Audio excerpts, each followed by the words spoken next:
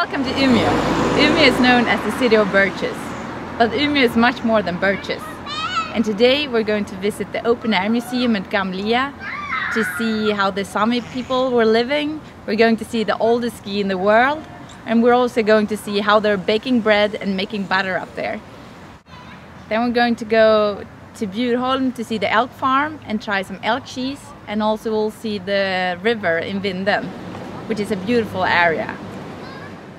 We began our day at Umea Ski Museum, where we would see and learn about the world's oldest ski. 500 years before the Egyptians built the pyramids, the people here in Västerbotten were already skiing. Our oldest ski is 5,200 years old, found in a bog in a little village called Kalvträsk. So a ski more than 5,000 years old found in a bog. Absolutely amazing. The ski museum not only features skis, but also snowshoes. And snowshoes, believe it or not, were not only used on people, but also on horses, as shown in this picture here. Next, we headed outside to the outdoor museum, where we could see how life was lived in the olden days.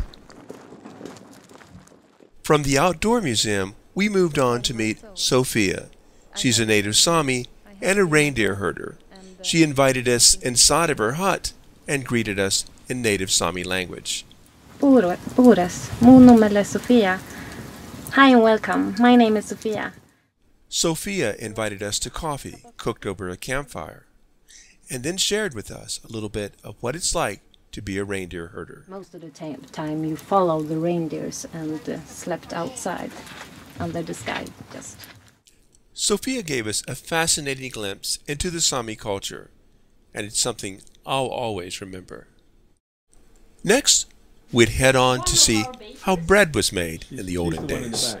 This is our bakery, where we bake the traditional thin bread. Traditionally, in the old days, people would only bake twice a year and enough to last for the household for half a year.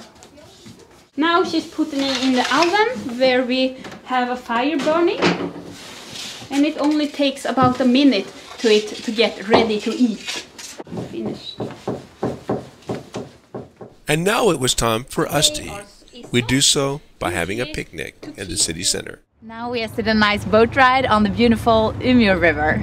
And now we're heading to the little park in front of the city hall, where we're going to grab a picnic basket and a blanket in one of the cafes, and then sit down with the other locals to have a nice picnic. And so we headed into the cafe, grabbed a basket and a blanket, and headed outside to the park to dine with the locals.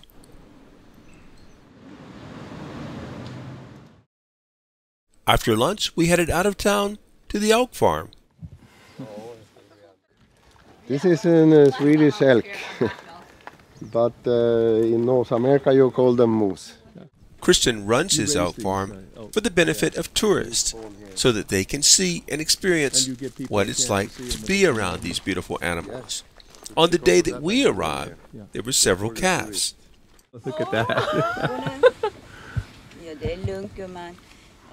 It was a hot summer day, and the calves were content just to lay around, until the water hose came out, that is.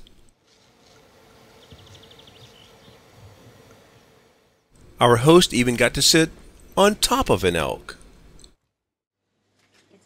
We headed inside the shop for our next elk experience, and that was to try elk cheese. That's really good. It's good. You should try it.